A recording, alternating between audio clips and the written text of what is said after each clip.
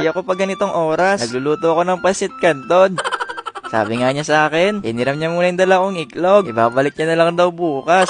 Oras na din daw kasi. Wala na din daw mabilan ng iklog. Ibabalik niya na lang din daw bukas. Tulungan ko na din daw siya mag-bake. Kasi halos nagsisimula pa lang siya. Eto nga may sinusundan siya dito. Di ko alam kung kutsara yung tawag dito. Pero may mga kanya-kanyang sukat daw to. Eto nga daw pala yung gagamiting sangkap sa paggawa ng cake. Kaya kung gusto mo matutong gumawa ng cake, eto na yung video para sa'yo. Pero kung gusto mo matutong magluto ng pancit canton, panoorin mo na lang iba kong video. Charot! Kailangan palang gamitan ng strainer yung hawina para hindi magbuo-buo. Nag-add pa nga kami ng kalahating hawina kasi yan daw yung sukat. Sunod nga yung asukal. Sobrang tagal nga ng pagsasala sa asukal. Kasi yung iba, hindi nahuhulog. Pero habang hindi siya nakatingin, hinulog ko na lang din lahat.